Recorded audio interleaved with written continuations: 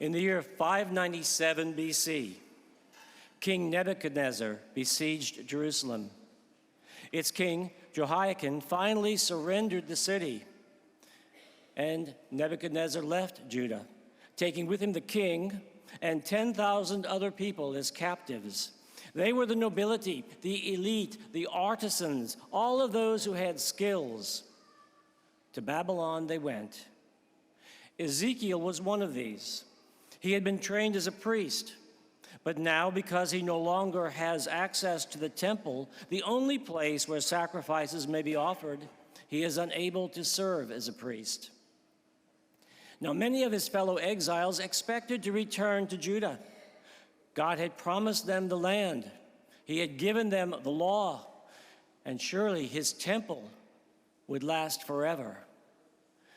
But Ezekiel began to prophesy in Babylon, and he foretold the destruction of the temple. He preached against Israel's sins, the past ones and their present ones, and he predicted devastation. And just 10 years later, in 587, the new king of Judah made a bad mistake. He revolted against his Babylonian overlords, and this time Nebuchadnezzar was fed up. He sacked the city, and he destroyed the temple. It was no more. He left it in ruins, and he took another 10,000 people into exile. Now, Ezekiel continues to prophesy in his role of a watchman. Now, the kind of watchman that Ezekiel is not the kind of guy who guards the warehouse at night or who patrols the city streets looking for evildoers.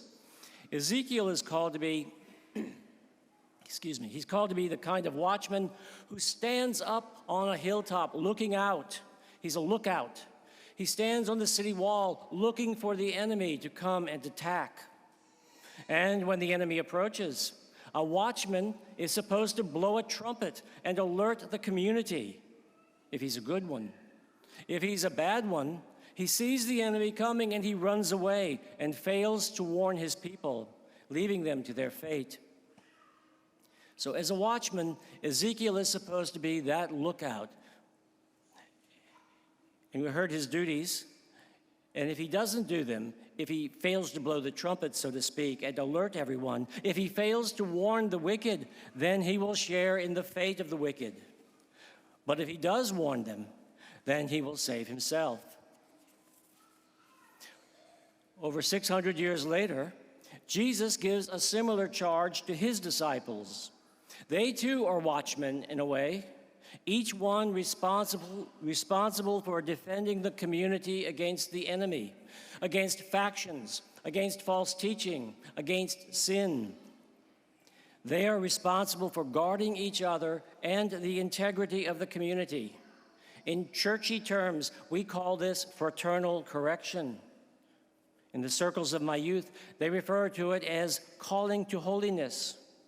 And I know this term well.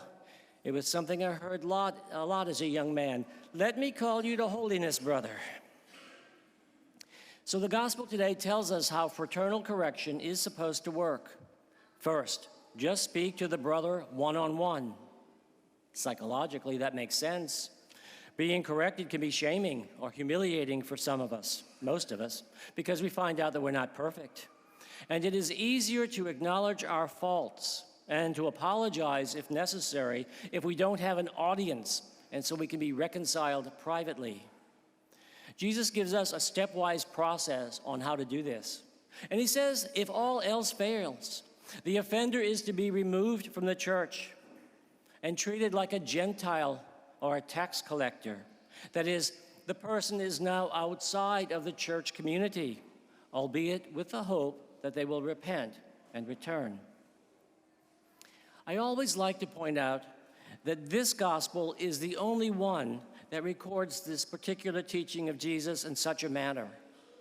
And it is Matthew who writes this gospel. Matthew, the tax collector. Matthew, who knows how much Jesus loved him even when he was outside of the community, when he was a despised tax collector, a traitor to his very own people. He remembers how Jesus called him, chose him, and brought him from his counting table into following him as a disciple. And as we come to the end of today's gospel, We hear something repeated that we heard 2 weeks ago. What is loosed on earth will be loosed in heaven, and what is bound on earth will be bound in heaven. This power to bind and loose is given to the church so that she can establish her own structure, her own internal discipline. As an example of that, consider how we canonize a saint. You know, the church has had a variety of ways of doing it over the centuries, and the process has developed and evolved into what we have now. But recently, Pope Francis changed it a little bit. He made up a new category, martyrs of charity, those who surrender their life in sacrificial love. It's the process by which our Shreveport martyrs are being considered for sainthood. Now, those are just rules that we set up, or that the church sets up to facilitate our common life. And so the church can change those rules. And some of these rules, as you know, are quite serious. For instance, under pain of mortal sin, we must abstain from meat on Fridays in Lent. We must attend Mass on Sundays and holy days of obligation. The church has the authority to make these rules, to enforce a punishment, and we must obey them. But the church does not have the power to change the things St. Paul talks about today, the commandments. We all know them, right? We say no to adultery, to murder, to stealing, to coveting. These laws cannot be changed.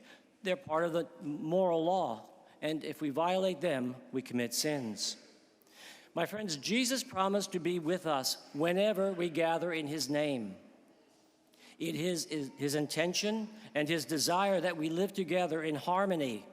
And that's why he shows us this way of how to be reconciled, how to correct each other lovingly and carefully, exhorting each other to greater holiness. Owe nothing, writes St. Paul, except the debt to love one another.